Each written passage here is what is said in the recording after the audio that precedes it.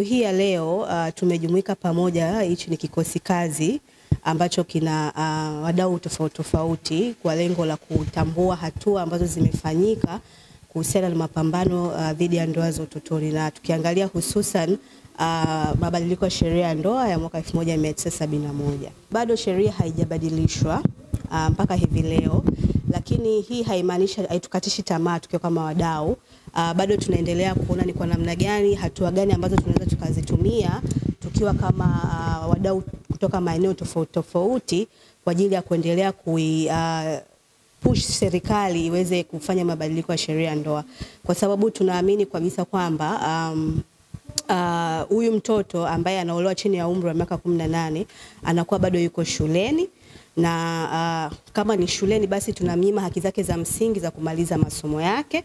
Hivyo basi sisi kama wadau tulivyokuja hapa ni kuhakikisha kwamba tunaendelea kutengeneza mipango mikakati mizuri ambayo ina lengo la kuendelea kuihimiza serikali kufanya mabadiliko ya sheria ya ndoa. Kwa hapa sana kwa ajili kuangalia kuna mafanikio yapi ambayo tumeyapata, lakini pia kuangalia wapi kuna gaps ili tuweze kuona namna gani ambavyo tunaimarisha efforts zetu kuhakikisha kwamba tunaenda mbele zaidi.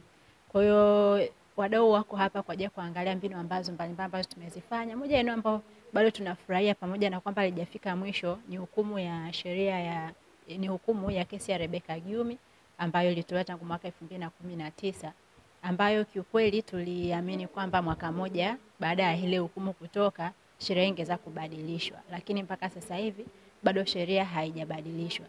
Hata hivyo bado tunaendelea kushukuru kwa sababu kuna vitu vingi vizuri ambavyo bado vimefanyika ambavyo ni vizuri, lakini pia hata hiyo tu hukumu bado inaweza kutumika, wanaita court precedents. Wakati ikitokea kuna sheria, kuna kesi ya namna hiyo, bado maamuzi yanaweza kufanyika kwa kutumia hiyo kesi.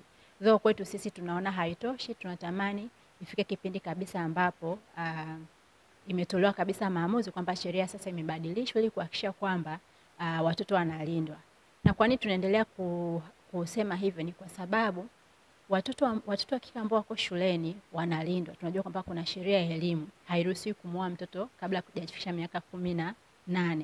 Lakini mtoto akishakuwa nje ya mfumo wa elimu, hata kama ni mdogo, anaruhusiwa kuolewa kwa sababu hiyo sheria haimlindi. Baadhi ya hatua ambazo tumezifanya, mojawapo ni kuandaa mijadala ya ndani ya madhehebu ya dini kwa kujengeana uwezo juu ya sheria ya ndoa iliyopo ya mwaka 1971 na kwa nini inahitaji mabadiliko. Lakini pia tuliangalia juu ya maandiko yetu matakatifu yanasema nini kuhusiana na swala la umri wa ndoa. Mbali na hapo, tulifanya warsha ambayo ilijumuisha viongozi mbalimbali wa dini kutokea dini mbalimbali, ambapo tuliandaa machapisho yanayoelezea kuhusiana na swala la ndoa za utotoni, na machapisho hayo yaliongelea pia kuhusiana ndoa za utotoni, ndoa zimeongelewaje katika vitabu vya dini. Kwa maana kwamba tuliangalia katika vitabu vyetu vya dini ambapo tunasema ni Biblia takatifu na Qur'an tukufu, tuliangalia vinaongelea vipi swala la ndoa. Je, kuna umri wa ndoa umetajwa, na kama umetajwa ni umri gani?